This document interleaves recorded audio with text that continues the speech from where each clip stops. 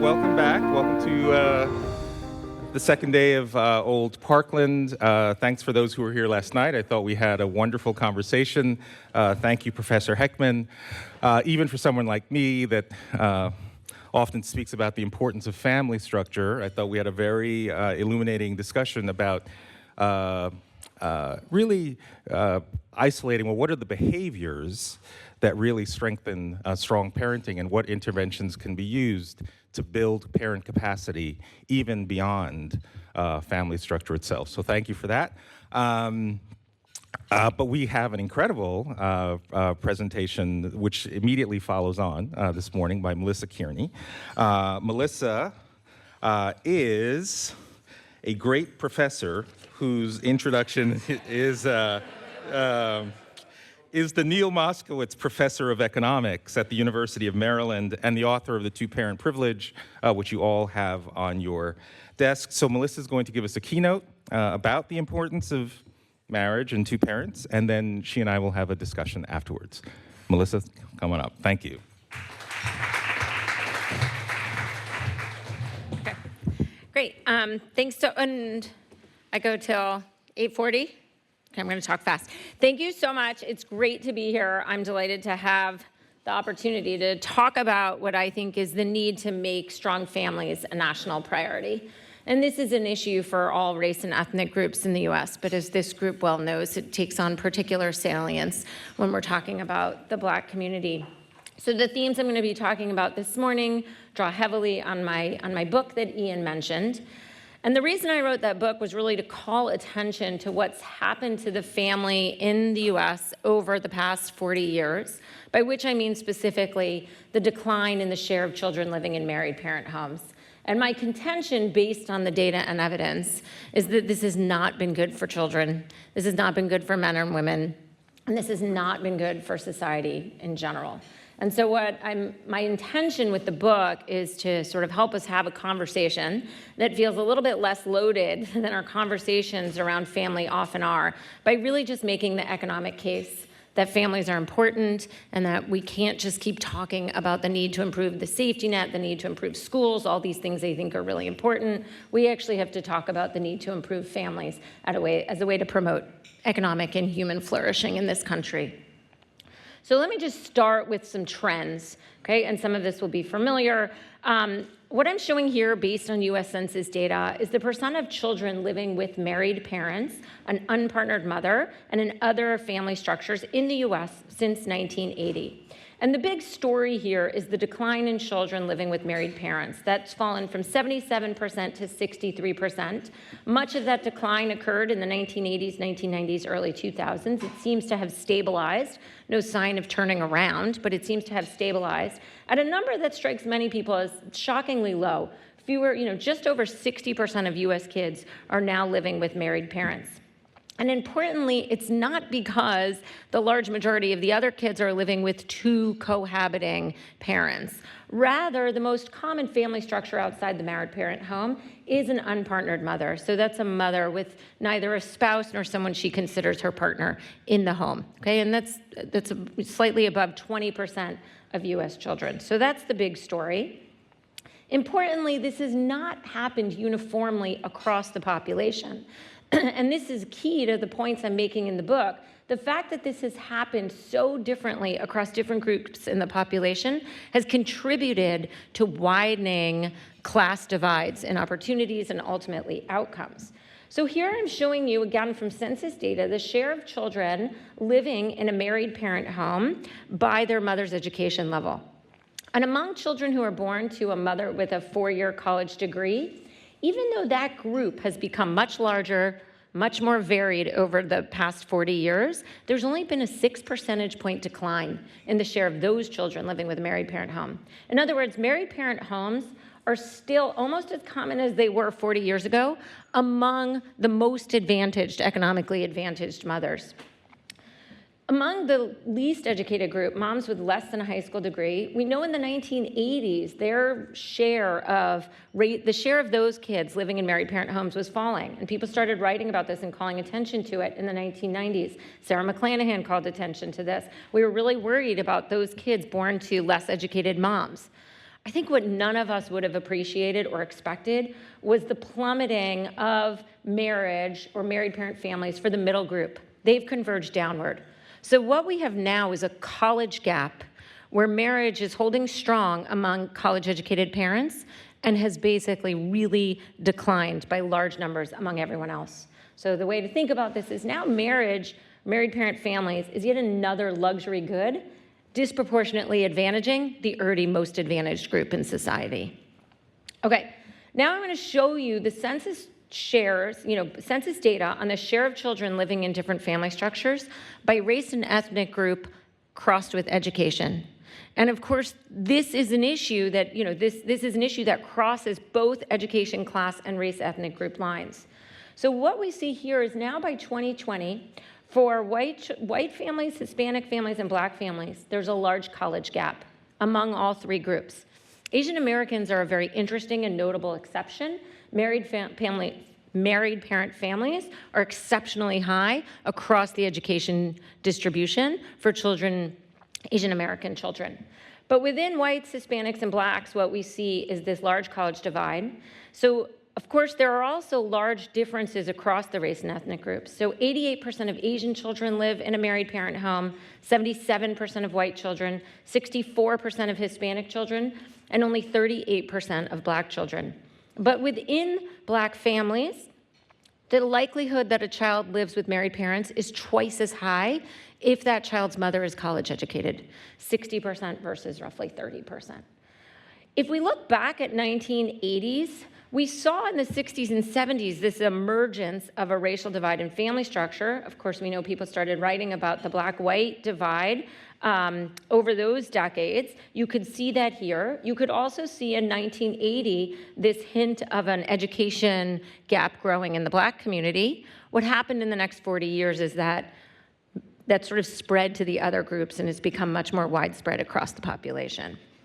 Okay, at an aggregate level, this class divergence in family structure has mechanically contributed to the economic insecurity of the middle class and the widening of household inequality in a way that I just don't think gets enough attention or acknowledgement in our conversations about income inequality over these decades. So what I'm showing you here is what happened to household earnings for three different buckets. The first is in households with two parents. Let's look at household earnings over these 40 years for those with a college-educated, high school-educated, or less than high school-educated mother. And what we see is the very familiar story of widening income inequality. This is not surprising because labor economists usually sort of condition on things like household structure and marriage status when doing these kinds of comparisons. For households headed by or that have a mom with a college degree, earnings went up by 59%. The middle group went up by 8%, the bottom group went down by 14%. Now, we can quibble about the exact numbers depending on how we want to calculate these things, but no one would deny this widening divergence in household earnings, or the trends, by education group. The next panel, I'm showing you what happened to household earnings for households headed by unpartnered mothers. All unpartnered mothers did better over this 4-year period. And we know we had lots, welfare reform, EITC expansions. Single mothers are much more likely to work now than they did 40 years ago. Women's earnings went up, so all of them did better. But the first thing to notice is that the absolute levels of earnings are about half as high as in two-parent households. Okay, that's like a really key economic insight of mine here. When there are two parents in the household, they tend to have about twice as much in earnings or income coming in, okay? So let's pause on that. Then in the last panel, I'm showing you what happened to all families with children. So now I'm letting family structure divergence happen as it actually did. The college-educated still 55% increase in earnings. Why? Because their earnings went up and there was barely a decline in the share of households headed by married parents. The middle group, we might think of them as the middle class, instead of an 8% increase or a 19% increase, a 4% decrease in household earnings. Why? Because those households are 23 percentage points likelier now to have only one parent in the household than two. And so that offsets any small increase in earnings. And then for the less than high school group, we have a similar story. Okay, we also know from the work coming out of the Opportunity Insights Lab that in neighborhoods, in areas with a high share of single mother homes, a low share of households headed by married parents, upward mobility is impeded. Okay, so this was something that I stood right here when Robert invited me to discuss one of the first papers coming out of that lab, the original paper mapping social mobility across the country, and the most highly correlated factor with rates of social mobility was family structure.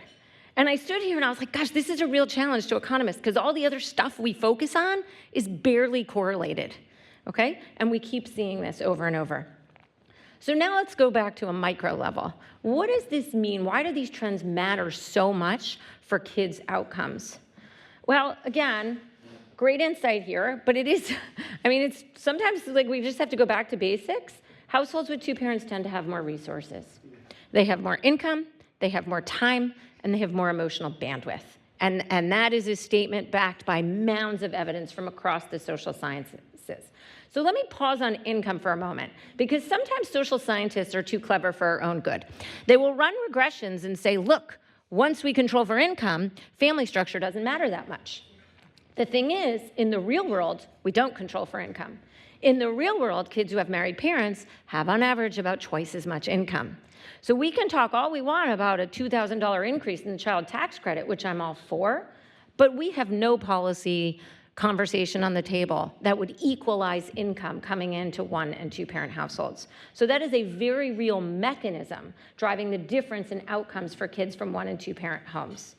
Okay, so let me just show you the effect of income when we look at poverty. So here I'm showing you child poverty rates by maternal education, race, and family type.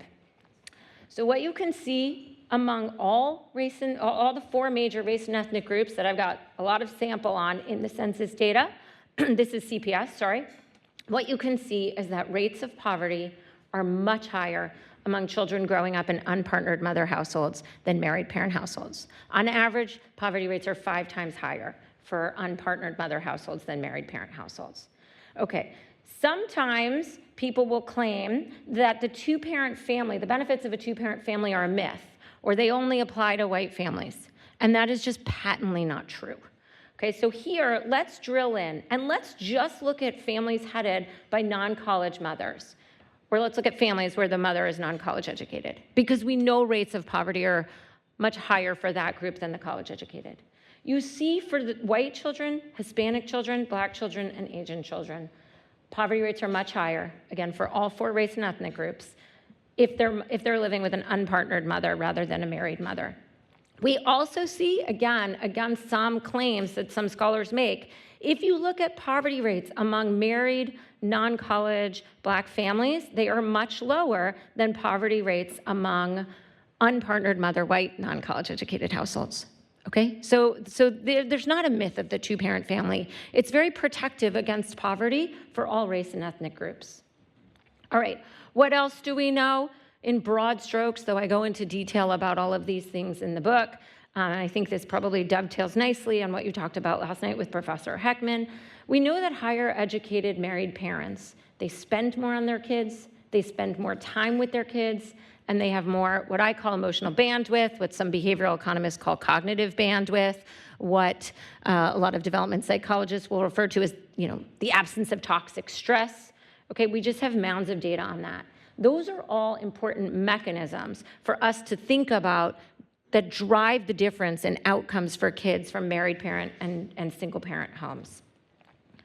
So we have, again, lots of empirical studies, though no randomized control trial, showing that children who grow up in married parent homes, in two-parent homes, they have better outcomes during childhood and during adulthood than children who grow up without the benefit of two parents in their home. And what these studies also show is that as we start to shut down statistically differences in income, differences in time with their father, then the differences shrink. That's actually very useful information because it confirms where the differences are coming from. All right. Importantly, of course, the benefits to kids of having married parents will depend critically on what the second parent would bring into the household. So if the second parent would bring chaos or violence or unstable employment and other challenges, the child won't benefit. So the question is, what can we do so that more sort of people would benefit from marriage? Not to deny that on average, the married parent situation is better. All right, so this is from an academic paper where Phil Levine and I write down this model and then test it with the data, showing that if we just think about this from a resource-based framework and think about the resources a mom has, the resources her partner would bring, and then how those resources translate into outcomes, the data fits the patterns we would predict from a resource-based model. So this is why this should be something we can talk about without feeling like we're making value statements. It's all really, there's a lot of confirmation that this is just about resources. So I'm showing you here the gaps in kids' high school completion by maternal education. All right, I'm not controlling for anything in this, though of course in the academic paper we run regressions and control for a lot of other things. But what you see here is the light bar are the share of kids graduating high school by age 20, and the blue bar is the increment for kids whose parents are married. The largest increment comes from the middle group, the high school educated parents. So think, if you're somebody making $40,000 and your partner would make $40,000, combining that into a household is probably going to make a bigger impact on whether your child graduates high school than someone with a college degree or someone without a high school degree. Because the college degree mom by herself could probably get her child through high school. And if we're looking at a mother and father without a high school degree, there's probably limited resources either way. Now let's look at the outcome of graduating with a college degree. Here we see the incremental increase in the likelihood that a child graduates college is actually increasing in parental resources.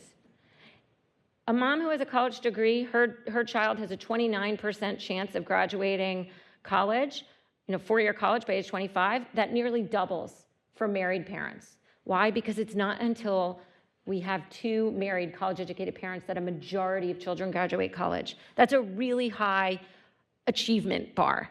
Okay, and so this is why, too, our conversation about family structure has to move beyond a consideration of poverty. We absolutely need to do more to reduce poverty rates among single mother households in this country. But to really close gaps in college attendance and completion, to really address income inequality, we need to aim higher. Okay, we also know that boys are particularly disadvantaged by single mother families. This is a causal statement. We have really good, compelling causal evidence that even when you compare brothers and sisters growing up in the same environment, attending the same schools, the gap in behavioral outcomes and educational outcomes favoring girls is larger in single-parent households. So this is a particular issue for boys. If we look at a neighborhood level, again, I'm pulling from research from the Opportunity Insights lab, this shows that at a neighborhood level, for Black boys and white boys growing up in the same neighborhood, the single biggest predictor of a smaller gap in their earnings when they're adulthood is Black father presence. That's beyond the benefit of having a father in one's own household. And they confirm it's about fathers in particular, not just Black men. So Black fathers are a public good at a neighborhood level to Black boys. The problem is, as they show in an appendix to this paper, quite tragically, fewer than 5% of Black children in this country are growing up in neighborhoods with less than 10% poverty and more than 50% Black father presence. All right, very quickly, I think it's important to review what's driving these trends to think about what we do going forward. This is driven by a rising share of unpartnered mothers who have never been married. It's not about a rise in divorce. Divorce is down conditional on marriage. What we know is that fewer parents are getting married in the first place. Okay, it's also about, hand in hand with that, the share of births that are outside of marriage has gone up. It's gone up from 18% in 1980 to 40% in 2019. It was only 5% in 1960, okay? If you look at what's happened to births to Black moms, that was high in 1980, it's 70% in 2019. So 70% of those births are to unmarried mothers. This is driven by a decline in marriage. Births are down for everybody. But what's happened is marriage rates have plummeted outside the college-educated class. Okay, so what I'm showing you here is that in the 1960s and 70s, with all of those social and cultural and institutional and legal changes, we saw a decline in marriage that was roughly proportional across the education spectrum. But then going into the 90s, 2000s, what we see is that marriage rates stabilized among the college-educated, and it fell for everyone else. And this contributed to a decoupling of marriage and having kids. Now, my conclusion, again, from lots of data and lots of evidence and lots of studies, is that this is explained both by social and economic factors. So let me just show you correlationally at a group level to make the case, though there are lots of causal studies drilling down on this. What I'm showing you here is the difference in earnings over this period for men in our interacted race, ethnic, and education groups, and the difference in marriage rates. So what you see is that for men whose earnings went up by the least, so we've got, the less than high school, some college men on the bottom left side of that graph, their marriage rates fell by the most. Now let's look at women's earnings, because I want to be clear. This is not the result of feminism. This is not, oh, women went to work, of course this was going to fall apart. If you look in the top right corner, women who did the best in an absolute sense, college-educated women, their marriage rates fell by the least. Okay, in the bottom left-hand corner, women who did not do well, less than high school-educated women, their marriage rates fell by the most. So this is why the feminist pushback is frankly so obnoxious. Women who have done well over this period are still really likely to be benefiting from having a spouse or husband in their house helping them raise kids. It's economically vulnerable women who are increasingly find themselves doing the really difficult job of running a household and raising kids by themselves. Okay, broad strokes, we had all of these changes in the 1960s and 70s that contributed to changing social norms, making it more acceptable, more legally feasible for people not to be married and have kids together. And then going into the 80s, 90s, early 2000s, we had a whole bunch of economic shocks that were pretty punishing to non-college educated men. So now you're in this world where marriage is more optional. The men are less economically attractive as marriage partners outside the college educated class. And we get a decoupling of marriage from having kids. The problem is now we're in a new social paradigm. And some of my research has shown that even when we see an improvement now in men's economic position in regions that have high rates of non-marital childbearing, we get an increase in births, but we don't get an increase in marriage, and we don't get a reduction in the non-marital birth share. And I find something different back in the 70s and 80s when social norms about marriage and childbearing were stronger. So I think we're in this really difficult position where we have to push on both economics and the social norms if we're going to see a turnaround in these things.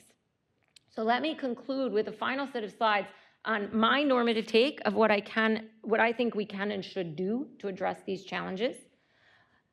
Specifically, what I think we should not do is accept a reality where a married two-parent home is essentially a thing of the past for all but the college-educated. And that is a common reaction I get to my book in this line of argument. It's like, lady, that ship has sailed, and now let's just help single moms. That is inherently defeatist. And if we accept that defeatist position, we are cementing, or we're accepting the cementing of class and racial differences in kids' outcomes. Okay, so I think we do need to foster a norm of two-parent homes for kids.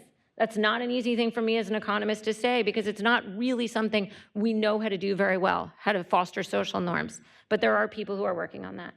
Fundamentally, we need, nobody's making, I'm not saying people are making bad decisions or rejecting terrific husbands or men who would be supportive fathers. We really do need to improve the economic position of men without a college level of education and help address the ancillary challenges that comes with being out of work and other challenges.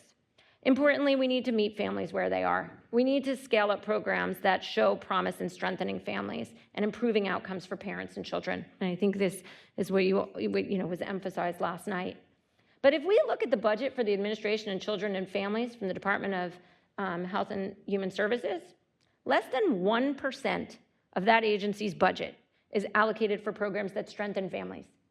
We spend much more taking kids away from negligent parents, many of whom are struggling with poverty. We spend much more enforcing child support enforcements. We do not, as a policy or funding matter, invest in families. And that's what I think needs to change. So this is my final slide. What do I think we need to do? I think we need to identify programs and policies and approaches that show promise in strengthening families. This needs to be part of our policy agenda, just like strengthening the safety net and strengthening schools. So I'll stop there. Thanks.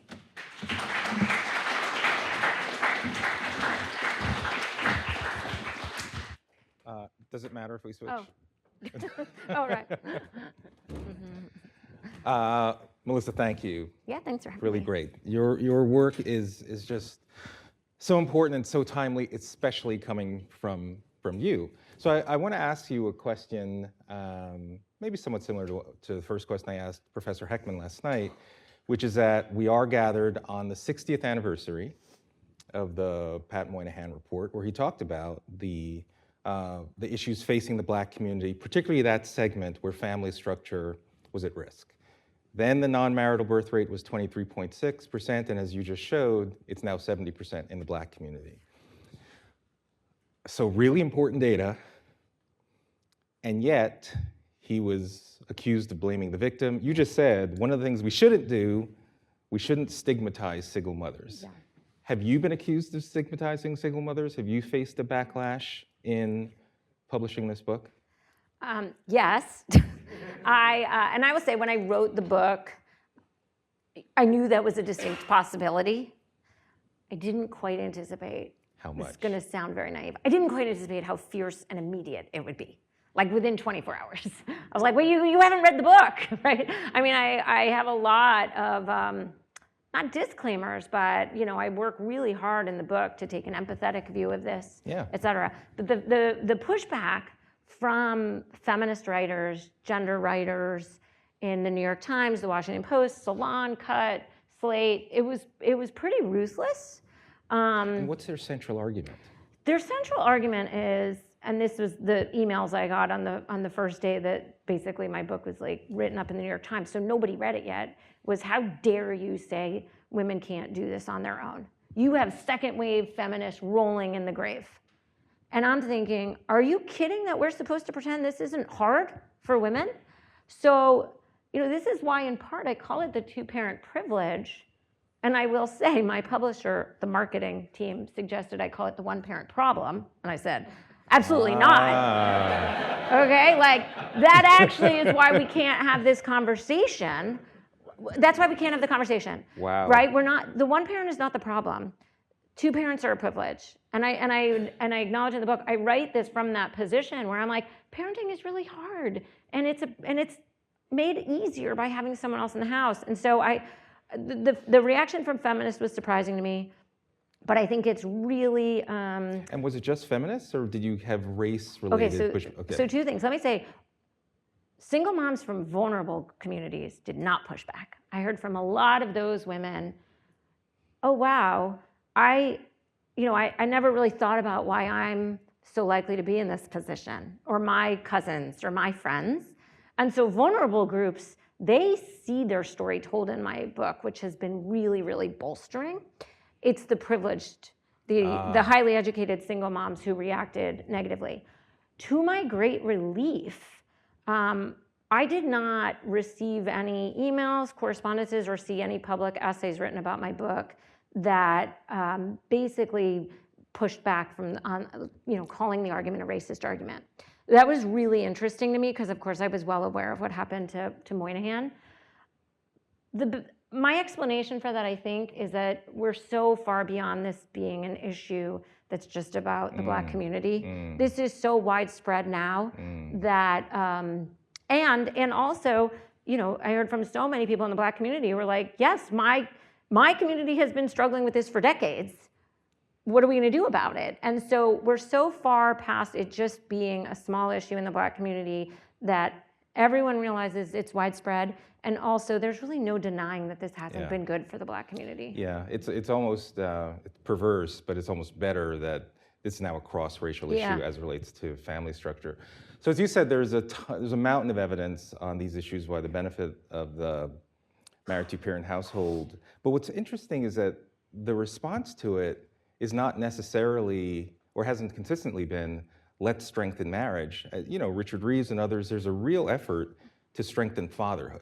Yeah. Which, on its surface, why wouldn't we want to strengthen fatherhood? But Richard Reeves wants to really establish fatherhood as an institution separate from marriage, almost like this floating, autonomous institution. But shouldn't we be also trying to elevate marriage, obviously, and maybe a concept called husbandhood. So there's like a sequence of marriage, husbandhood, then fatherhood. What do you think about That that? sounds like a success sequence, Well, Ian. I'm getting to that one. Yeah, so, okay, I have fatherhood programs. It's like my top line of programs I think we should invest in. I view that as meeting families where they are, or meeting men today where they are. So there are millions of men out there who are fathers who struggle with unemployment, lack of employment. We love having children at this conference. Thank you, Denisha. And so that I do think that's really important. Of course, when you talk to people in the fatherhood programs, people who run the fatherhood programs, a lot of what they're trying to do is help men who have a lot of trauma, who have a lot of challenges, who did not grow up with strong father role models in their house. So I think it's really important to help non-resident dads, be present and positive fathers for their children. But to break the intergenerational cycle, we actually have to look at all the other 4 things too, which is we shouldn't take as given, oh, we're going to have a whole bunch of non-resident fathers who are not married to their children's mothers living out away from their kids.